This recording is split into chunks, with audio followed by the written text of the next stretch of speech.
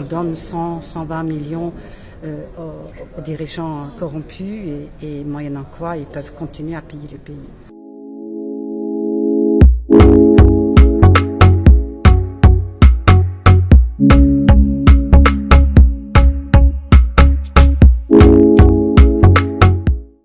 C'est donc une enquête qui avait commencé d'une façon assez modeste à partir d'un dossier de la COB à l'époque concernant une société de textile Biedermann et où j'ai découvert assez rapidement qu'il y avait des mouvements de fonds pas normaux. Et au bout d'une longue enquête, j'ai pu déterminer que Biedermann avait bénéficié d'un support et d'un soutien tout à fait anormal d'Elf. Et à partir de là, on est parti en Afrique. Et j'ai pu aussi établir tout un système de corruption et des bénéfices indus. Donc l'argent Elf était réparti, un peu retourné en Afrique, mais beaucoup restait en France et servait pour les besoins propres des dirigeants, pour leurs femmes, leurs enfants, leurs maîtresses, et donc pour leur train de vie. Et c'est effectivement la plus grande enquête anticorruption en Occident depuis la Deuxième Guerre mondiale. Et ce qui est bien, c'est que nous avons pu le porter jusqu'au bout et que les gens ont été condamnés. 30 personnes ont été condamnées dans ce dossier. Mais c'était la première fois où on mettait à jour vraiment le réseau. Où on voyait comment aussi les dirigeants africains corrompus par l'argent d'Elf, personnellement, permettaient à la France de s'enrichir au détriment des pays africains. Donc ça, c'était très intéressant.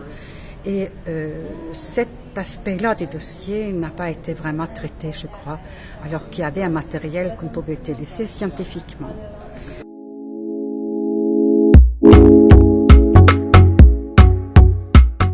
La Zambie, comme tous les pays miniers qui vivent de l'extraction des matières premières, ne reçoit pas sa juste part de cette rente naturelle qui est vraiment captée par les multinationales qui utilisent tous les tricks in the book et notamment ils utilisent le prix de transfert au détriment des pays, que ce soit Mali ou la Zambie. Ils utilisent le tax havens, les paradis fiscaux, l'île Maurice pour la Zambie, et les bénéfices sont réalisés non pas dans le pays où ils pourraient être taxés et participer au développement du pays. Vous voyez, en fait, les chiffres que nous avions à l'époque étaient que la Zambie ne tirait que 50 millions à l'époque de dollars de cette industrie, alors que la valeur de l'exportation était de l'ordre de 3 milliards. Donc c'était vraiment une petite partie. En plus, ils subventionnaient l'électricité nécessaire à l'industrie minière, sans compter l'usage des routes et tout ça. Et donc c'est tout à fait révoltant.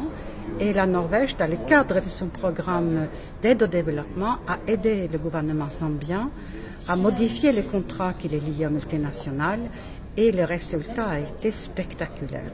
Ça n'a malheureusement pas duré parce que le président qui était anticorruption et qui avait envie de ce programme est mort et son successeur est revenu dans les vieilles traditions.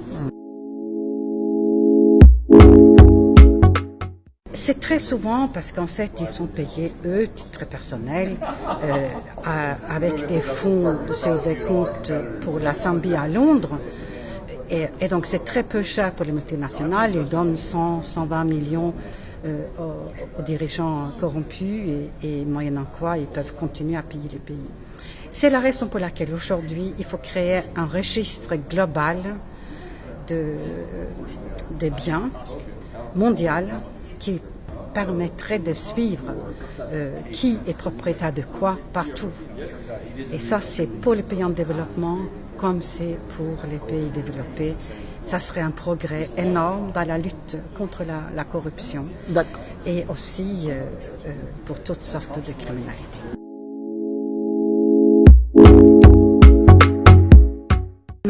c'est le grand malheur de l'Afrique, c'est aussi l'absence de qualité de ses dirigeants. Et donc ça, c'est à la société civile d'intervenir. C'est aussi de travailler sur la démocratie, de faire de sorte que les dirigeants soient plus transparents, plus comptables envers la population et que cette malédiction s'arrête. Je pense qu'il y a une grande volonté, il y a une grande compréhension aujourd'hui dans les pays développés du fait que nous devons laisser à l'Afrique une plus grande partie de ses richesses. Nous sommes terriblement responsables pour la situation malienne.